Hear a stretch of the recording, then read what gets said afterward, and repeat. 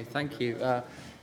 Thanks very much for the invite. So yeah, I'm a professor. I have chair in statistics at the University of Oxford. I sit in the computational stats machine learning group there, as well as have a joint appointment with the medical school. And the Alan Turing Institute, I presume many of you will know it, is National Institute for AI and Data Science. We're based in the British Library, and I'm Programme Director for Health there. And this is joint work with a long-term collaborator of mine, Stephen Walker at UT Austin, and two PhD students of mine, Simon, who's just finishing up, and Edwin, who's just started. And it's a kind of, the talk today represents quite a long kind of end of, well, partial journey, quite a long-standing investigation and interest I have in the foundations of Bayesian inference for misspecified models. And so I'll tell you a little bit about that story, but I need to kind of leave on time, so I'm going to probably have to rush through parts of it. But we had a recent paper in the latest conference proceeding at NeurIPS, and a number of papers in the statistics journals that you could read up on if you're interested. Okay, so what's the talk? I'm going to talk a little bit about foundations of Bayesian inference. I'm assuming everyone's kind of heard about Bayesian statistics and what it is. I'm going to talk a little bit about foundations. I'm really interested in foundations of uncertainty quantification and learning algorithms. And I'm going to pay a particular emphasis on approximate models. And this is a kind of a bugbear for Bayesian, formally for Bayesian systems, okay? And when I mean an approximate model, I mean that the kind of the nature's true sampling distribution. So nature's throwing you data. Yeah, and you don't know you don't know the distribution function that's throwing you data. That's what you're trying to learn. And you build a generative model, you build a probabilistic model, but that model's wrong. Yeah, and so I'm interested in, what happens when you learn with a wrong model, yeah? And, all models are wrong, so in some sense it should be kind of interest to us. And at the heart of this, we have this remarkable result. Yeah, I think it's a remarkable result that says, if you just shake your data using this kind of a bootstrap, yeah, you kind of self-correct for the incorrectness of the model, and I'll hopefully give you a little insight into that story. Okay, so foundations of Bayesian inference. If you read your kind of, this comes from statistics, so I think in kind of machine learning you typically would hear about Cox and the Cox axioms. From statistics you get taught Bayesian inference via decision theory. So Bayesian statistics is founded in decision theory following the work of Savage, who postulated a set of axioms of which Bayesian statistics kind of falls out. And the key part here is in the blue and there is it's a prescriptive operational approach to optimal decision making. So at the heart of Bayesian statistics says, if you wish to make optimal coherent decisions, then you must update according to the kind of Bayesian rule, yeah? Or another way of thinking about it, imagine this incredibly dull world where everybody made optimal decisions and performed rationally, yeah?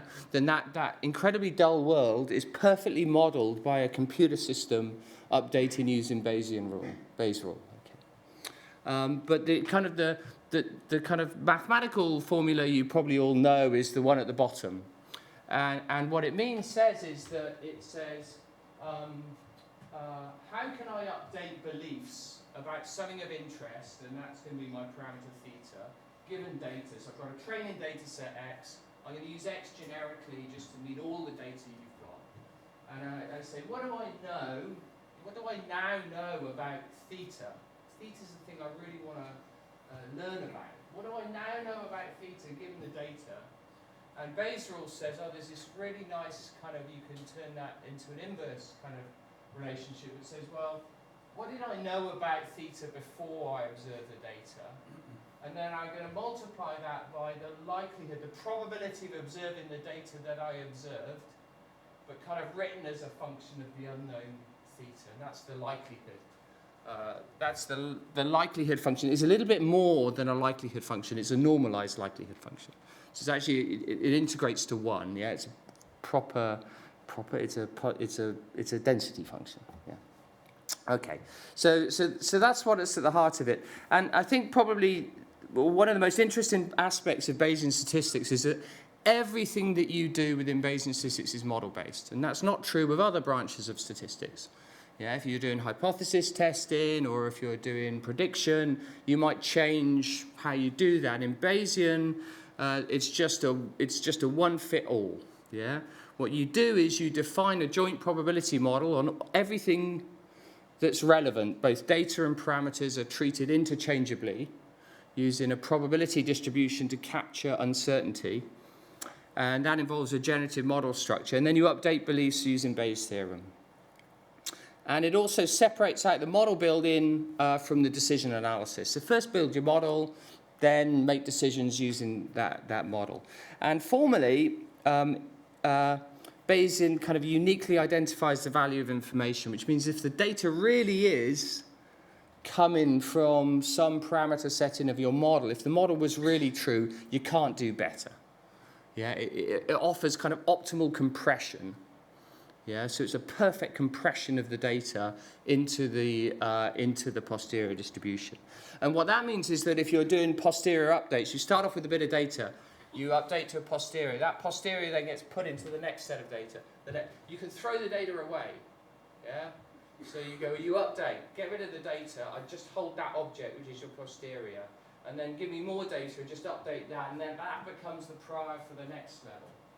Yeah, and that shows you that somehow that's capturing all the information. There's nothing left in the data once you've squeezed it into the posterior distribution. Okay, but here's the kind of elephant, so-called elephant in the room, is that only holds true if you have nature's true sampling distribution. So formally, I've said nature's going to be providing you data. So this is, you've got your training data, or you've got data coming online. I'm going to use F0 to denote nature's true, unknown, and never known sampling distribution. And what the top line just says is you have to believe that for some setting of that parameter theta in your model, you are capturing nature. And of course, that's never true. Okay, and it's increasingly hard to justify. You know, you might say, well, I've got a pretty good approximate model. Yeah, but in my world now, we're trying to combine genomes and medical images and electronic health records, and it's just fanciful to think that you have anything even close to kind of nature's true sampling distribution over a genome and a medical image. Of course, you know, you could say models are just simply models, they're metaphors. Yeah, they're just capture. But formally, all of the Bayesian statements of uncertainty are predicated on having a true model within the space of models. So what can you do? Yeah, should we worry? In fact, I always put this up because this is the first time we wrote about this. This was actually one of the reviewers' comments, was like, just keep calm and carry on. Like, don't worry about it. Yeah, the model's wrong, it doesn't matter, just keep going. But if the model's wrong, and I take this object here, this posterior distribution, and I plug it into a decision analysis. Yeah, so say you're making predictions on patients, on a screening process. The medical images arrive, you want to know, should I do a follow-up examination on this patient or should I not? Yeah, and then formally you'd say, well, I'm going to make a predictive on that patient. I'm going to have a loss function that says if I get the error wrong one way or the other way, what's my expected loss? And then I take an action based on some, you know, which one is giving me lowest expected loss. Well, if you're going to plug that object in, that P of t, the given x, then surely you should kind of worry a little bit about the modeling assumptions that have gone into that update. And that's where we kind of come in. Okay. Now, there's something else that I would say is that, and I expect this is especially important in a machine learning kind of community, is that in some sense, pure prediction problems, the issues of models misspecification are kind of easier to deal with. Yeah, so if you're working on a pure prediction problem, then yeah, the model's right or the model's wrong. Well, it doesn't. You know, you're making predictions and you're seeing how well those predictions are doing. Yeah, you're predicting on the stock market, say, and then the next day you get to see what you've predicted. You know, but so in some sense, you know, whether the model's true or not doesn't have such a large bearing. But in statistics, and in particular in the medical applications that I deal with, what we're often interested in doing is isolating key parameters in the model. What's the treatment effect, yeah? What's the effect of this genetic variant on this risk of disease, yeah? If you're carrying a particular variant, does that increase your risk of colon cancer? And I want to adjust for all the lifestyle choices that you make. Yeah, so statistics is often about isolating key parameters and making statements about that. And that's challenging because they're never observed. Yeah, that's why inference is hard. Yeah, like you never get to observe the true treatment effect or the true effect. You just get samples, and so if you never get to like prediction, you do get to observe. Yeah, you get to see what happens. But in inference, you never get to see what happens, and therefore you really want to understand the properties of the learning algorithm. Yeah, if the learning algorithm is making statements about things that you're never going to get to see, yeah, you want to know that, you know, do those statistical statements of uncertainty, you know, do they capture, you know, do they have themselves good properties? Okay. So in statistics, the implication of model misspecification are perhaps more subtle and more challenging. Okay. So the first question that we ask ourselves is, okay, I've got a system, I've got a Bayesian learning algorithm, and it's chunking away. I'm putting in data and it's updating, yeah? So what's it learning about? Yeah, if the model's wrong, yeah, I'm just pumping in data into Bayes' rule. Yeah, so I'm just putting in data, getting my posterior, putting in another chunk of data, my machine learning algorithm, my Bayesian machine learning algorithm updated. What am I learning about? Well, the thing to think about is to say, is this equation, oh, I wish I had a pointer. But if the data, if you give it more and more data, you're going to learn more and more about the model, and that posterior distribution is going to start concentrating. Yeah, there's going to be less and less uncertainty because you're learning more about the environment or the system. And in fact, for most models, that thing's going to end up as this Dirac function. It's going to end up as a spike. Yeah, it's going to land, it's going to start concentrating at a point in the model space. Yeah, and that point in the model space is something very interesting. Yeah. It turns out to be this object here, and so if you're non-mathematical, you should read this as theta naught, which is where your posterior is going to concentrate, is the point in theta space. It's the value of theta that maximizes this object here. Yeah? This thing here is nature. Yeah? Nature's true unknown sampling distribution, and this thing here is the log likelihood of the model. Okay, and what you're going to do is you're going to end up as that point. Now it's easier to see that from a finite data representation. So this is essentially the same equation. So what I'm saying is that xi, f naught is kicking you out samples. So nature's providing you with these samples, you're updating, and you can see that what I've got here is I'm going to maximize some utility function or minimize a loss function. Yeah, and that thing that I'm going to minimize is the log likelihood. Yeah, and as you get more and more data, I give you an infinite amount of data, you know, you're going to find the MLE, the maximum likelihood estimate. Yeah, and so that's where you're going to end up.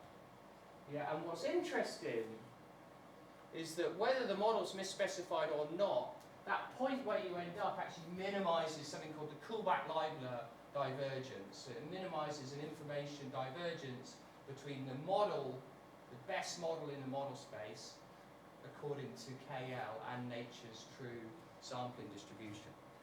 So it ends up somewhere kind of interesting. Yeah, you give it more and more data, it's concentrating at a point.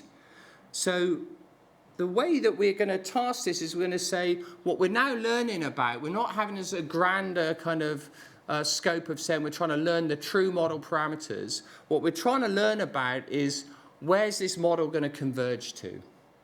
You know, if I gave you infinite amount of data, the learning algorithm is going to just kick you out a single point. What is that point? Where is that?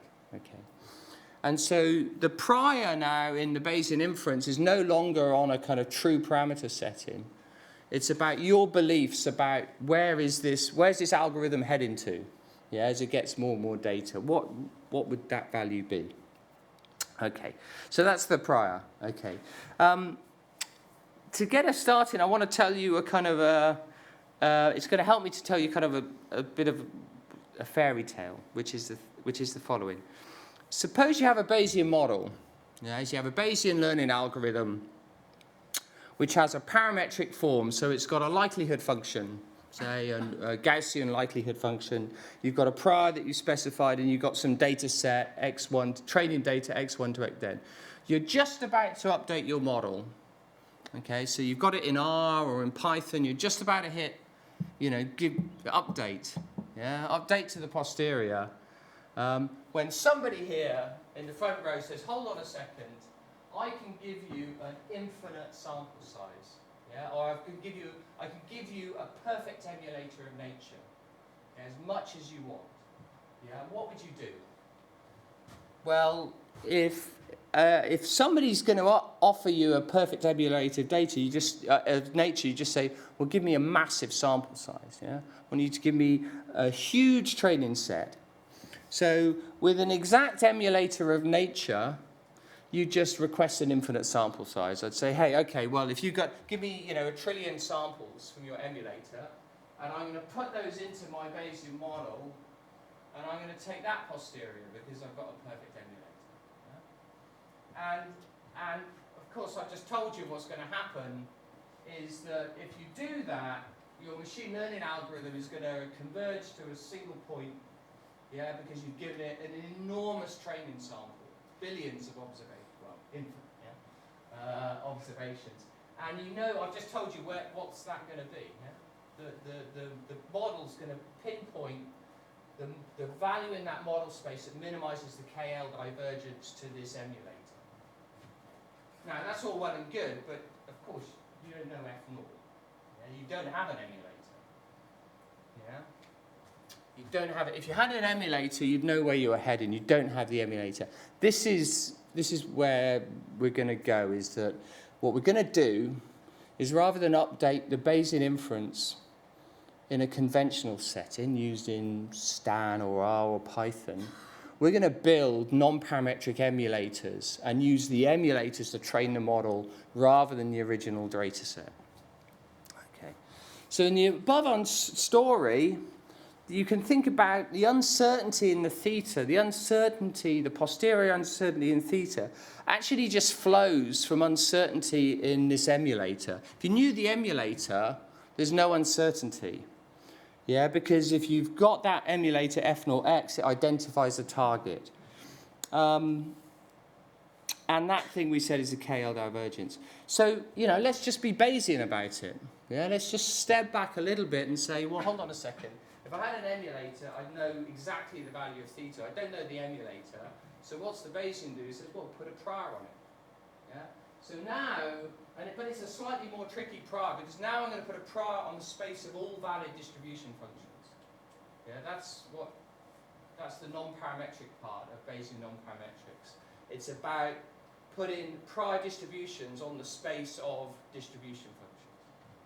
So I'm going to place a prior directly on the space of distribution functions f rather than on theta, and I'm going to learn f out of that update to the prior on the space of distribution functions. That's the essence of what I mean when I say Bayesian non-parametric learning. We're going to do an update on the distribution function and use that update, posterior update, to train a parametric model, rather than going directly for the update on the parametric model. Okay.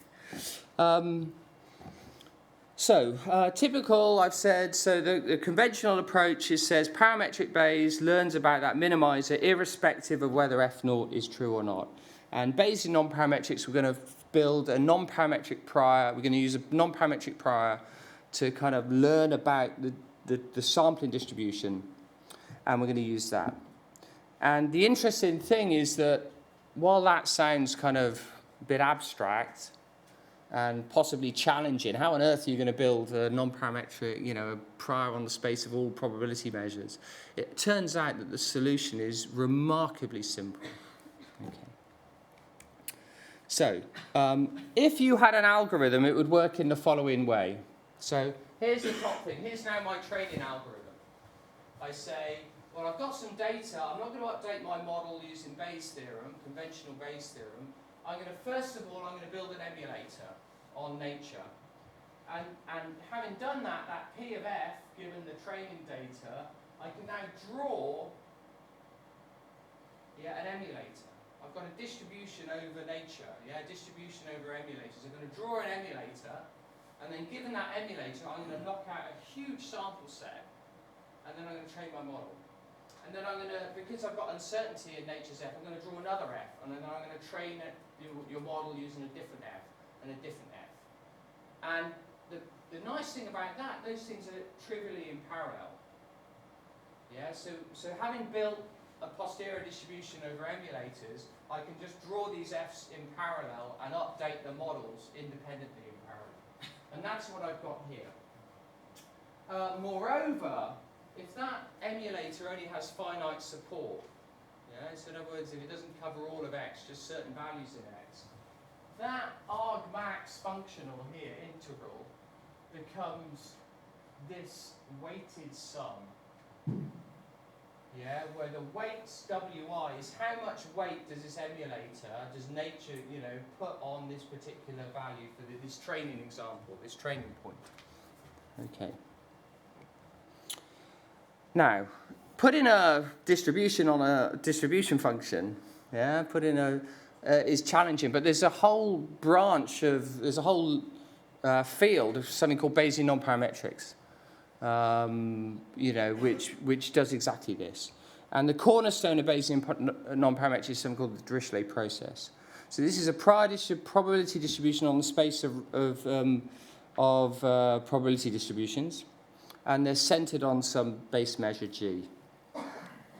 The thing to note is that with certain setting of this Dirichlet process, you get this kind of atomic weight. So in other words, whilst you might feel that or think that the process was continuous, it actually only ever puts kind of weights at some discrete values in the training space.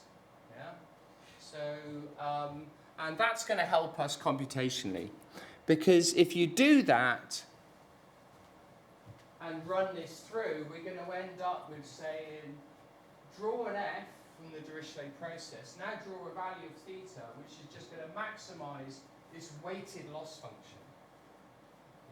Now, you're normally, I expect that many of you are normally used to doing, take out this weight, write a loss function, and say, how am I going to train my model? Oh, I've got a squared error loss, or I've got a kind of a misclassification loss, and I'm going to train it. And I'm going to say, well, that has weights all equal to 1. I'm going to say, stochastically reweight them. Shake the weights, train the model. Shake the weights again, train the model.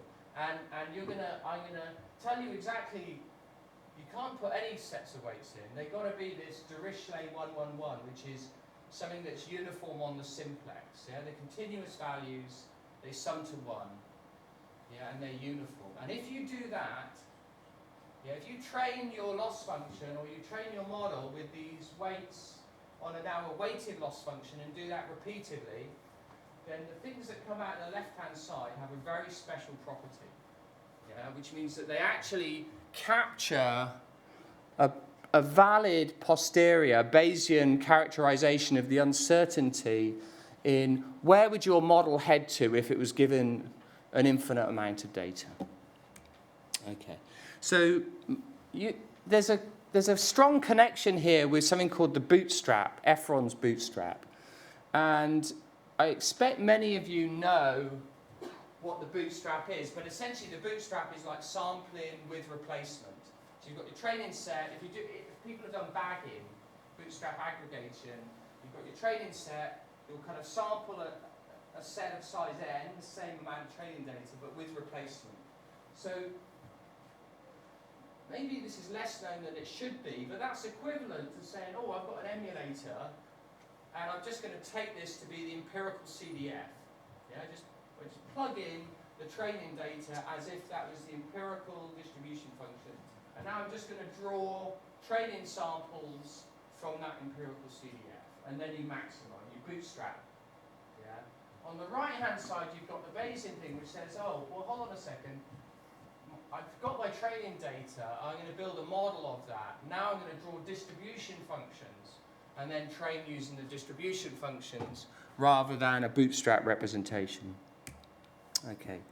And if you take this particular representation, you get to the right-hand side, which says bootstraps on the left. This right-hand side says I'm going to draw f from the Dirichlet process, and I'm going to end up just doing these kind of reweighted minimizations.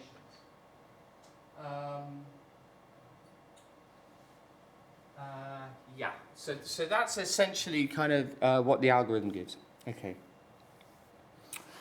So from I'm skipping over a lot of details just to give you kind of an insight, because as I said, the algorithm itself is incredibly simple, which just says that if you're, as I said, if you're training against a loss function, yeah, in fact, for this, it's a self-information loss function. It's a log likelihood function on a probabilistic model.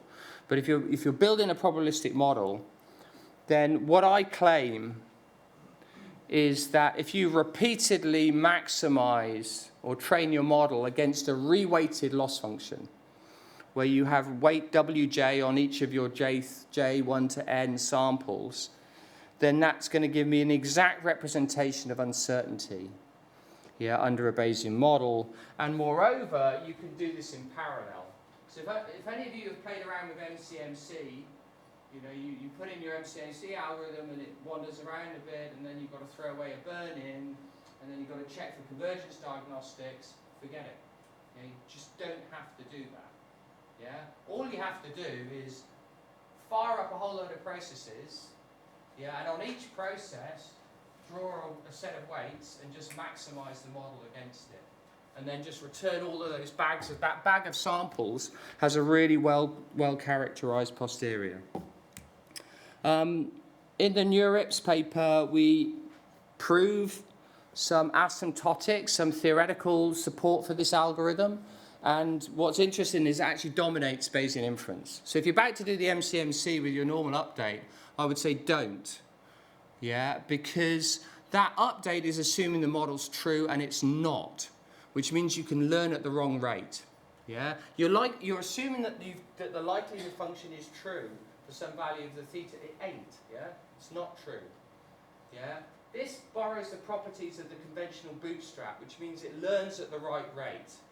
Looks at how much uncertainty is coming through, and we've got like two theorems. One that shows that essentially it obtains something called the sandwich variance covariance matrix, which means it kind of captures the uncertainty in a correct formula. And then secondly, the second theorem we have is shows actually predictively.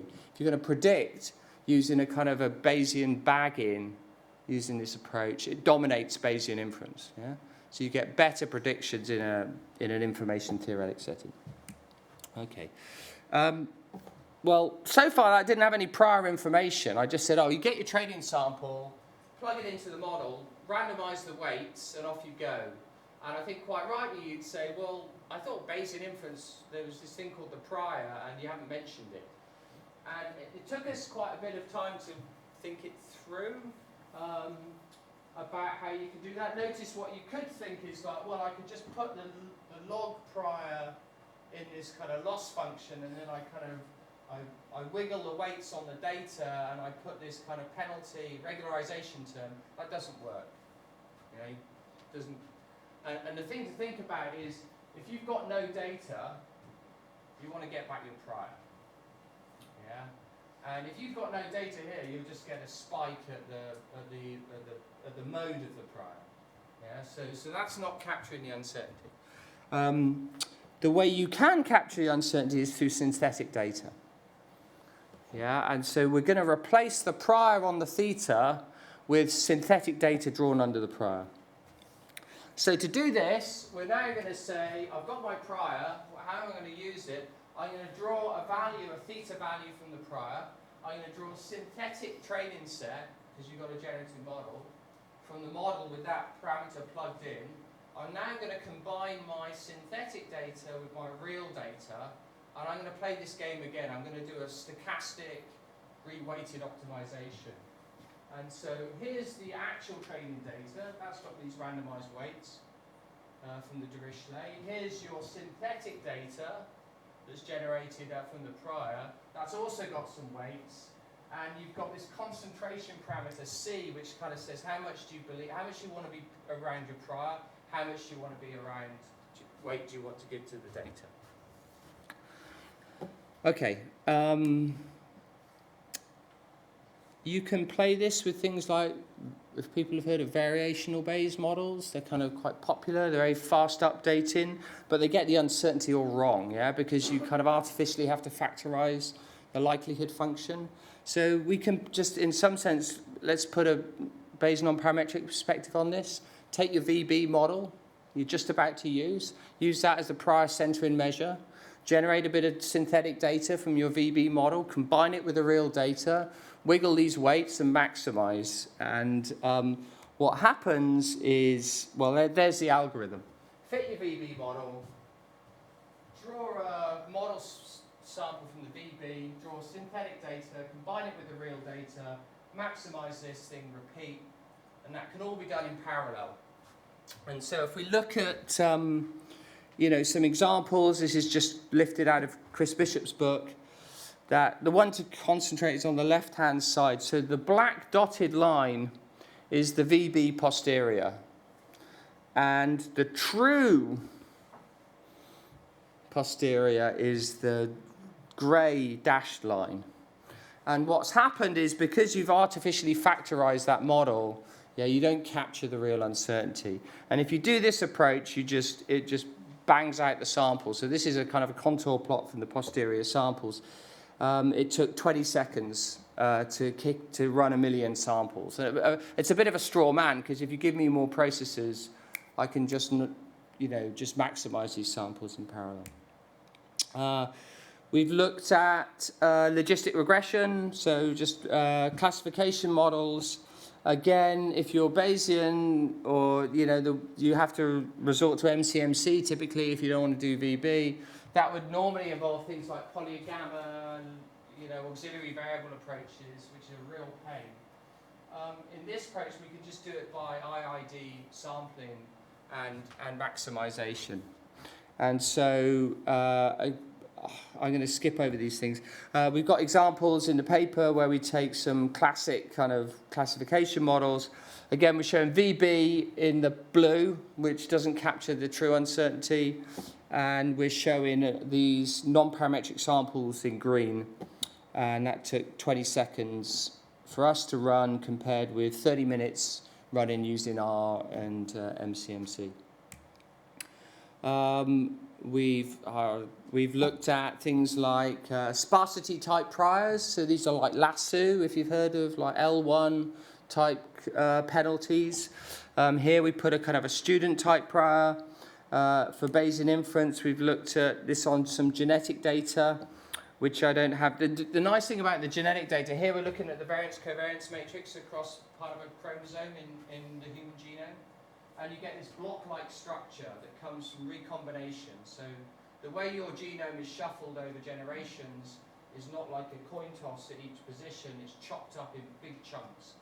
And that induces block-like structure, because those chunks don't occur at random. They occur in places called recombination hotspots. So we see this correlation structure across the genome, which makes it quite nice, because it actually means that if you're fitting a sparse model, you've got this variable selection choice. You don't know which one in the block to use. Yeah, so all the genes or the markers in that region kind of capture the same information. Once we do this, we get these kind of lasso type plots, but these are now Bayesian, full Bayesian credible intervals. And again, we can do this in parallel. And here's on one of those parameters, as we're changing the kind of lasso type penalty, that's going into the page. What you can see is that here's 0. So it started off, if you wanted a super sparse model, at the top of the page it's saying, my posterior distribution is constant. This marker's not doing anything. Yeah, so it's concentrated at 0, it has no effect. Now, as you start to loosen up the penalty, that marker's going to start to kind of have more effect. But what you see is there's almost like a phase transition. Yeah? So it suddenly jumps in, and at a point here, if you're looking at the posterior distribution of beta, would be looking along here. you can see there's a mode at 0 and another mode quite far away. And those are just two competing explanations for the data. And the challenge there is that conventional, like MCMC, is never going to jump over that barrier. So most approaches to kind of modeling, you're never going to see those switches because they're too separated. But with this kind of bootstrapping approach, when you rearrange the weight, well, this is the posterior plot. And the reason is that if you bootstrap the weights and then maximize, you'll end up bootstrapping into one of those basins of attraction, and then you'll hill climb on that maximization. So you jump straight in there. Okay, I'm really on my last minute. So we've done Gaussian mixture models. The top left is the plot output from ours, and those are the other competing samplers, and they can't move around the space because they're running MCMC algorithms. Okay, so conclusions. Non-parametric learning was motivated. We've been working on it for quite a few years. We're quite happy now where we got to. It's large-scale applications. It's important to note that the non-parametric posterior is not the same as the Bayesian posterior. We're not looking to approximate the Bayesian posterior because that Bayesian posterior is wrong. Yeah, it doesn't have formal foundational basis. So, but they are targeting the kind of same parameters. There was the original paper that underlied this work, Newton and Raftery in '94 had this idea of, well, what happens if we just stochastically reweight the likelihood function? But there was some problems with it, couldn't include a prior, there wasn't theoretical support for that approach, which we now have. And also we have this kind of new way of doing massively parallel sampling. So in one sense, what you can say is we're using non-parametrics to correct for model misspecification. But in another sense, we can also think about it as using model structures to regularize non-parametric inference. I think that's kind of interesting two views. We're encoding priors. We're changing from priors on parameters to synthetic data. And we're replacing MCMC or variational Bayes with randomized posterior bootstrap loss functions. The loss function has to be additive. Yeah, that's a key part. Yeah, so if your loss function is additive or over the training data, you can get this to work. Thank you. There's some papers on it. Thanks.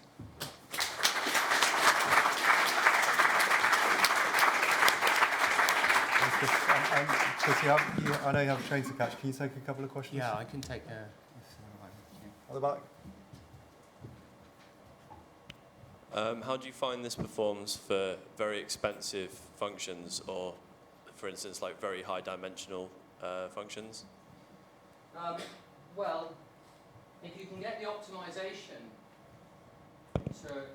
I mean, the challenge is in the optimization for very high dimensional functions, but if you have a current optimizer for training your algorithm, and it has this form that it's trying to optimize an additive loss function, then it's, in the sense it's straightforward. You just have to plug in and say, don't optimize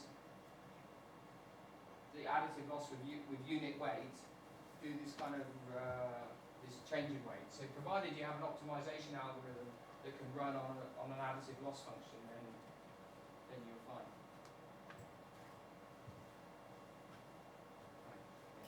Hi. Thank you very much. It was very interesting, I think. My question is around the non-parametrics of this. So I understand you're going through a space F of potential models, yeah. But each of them is parameterized in the examples that we saw. Is that right?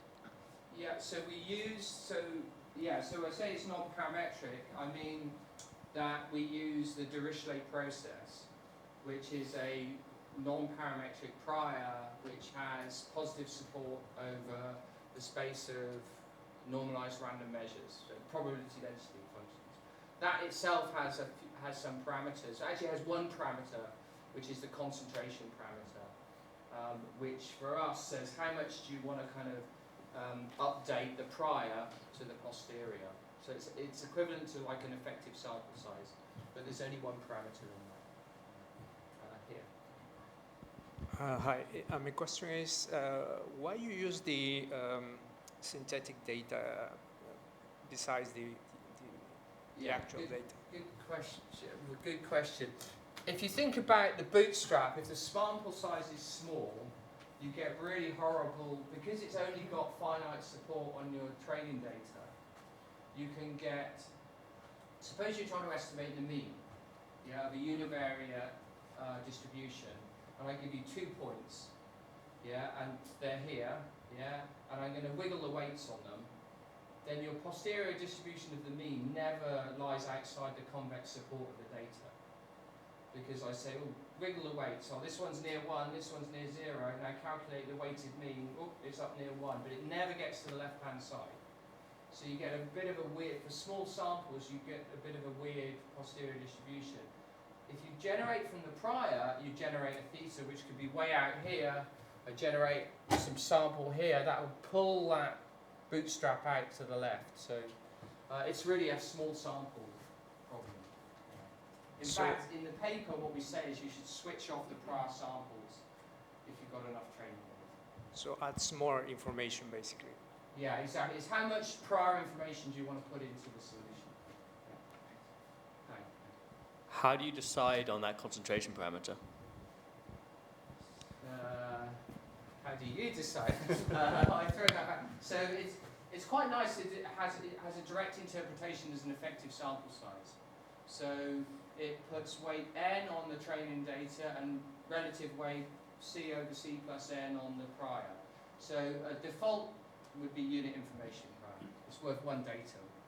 But I mean that's a subjective belief. If you really think you've got strong prior information, the other nice thing is you combine, like, let's call it, I'm going to get transfer learning. So if you've got data from some other environment you think could be useful, pull it in as synthetic data, but just downweight it relative to it. Hi. Final question, and then sorry I have to run. Yeah. If I understand correctly, so we avoid model mystification of likelihood by placing distribution over functional space rather than the primary space. But then my question is, how about the model mystification on the functional space itself? Like, because in the end we have to assume some model of the emulator, right? So here there's a model, So that's why I told that fairy tale, which is I'm considering a world where you've got a Bayesian model and you're about to update it, using your machine learning, and you're just about to press return, run my MCMC or my VB, and I say wait, What you want to do is don't do that, don't do VB or MCMC, just stochastically reweight your training data and bang out an optimization. That's the situation which I'm talking about here. Thanks, Chris. You should run and get your train. I've Thanks got to for go. staying up. Thank you.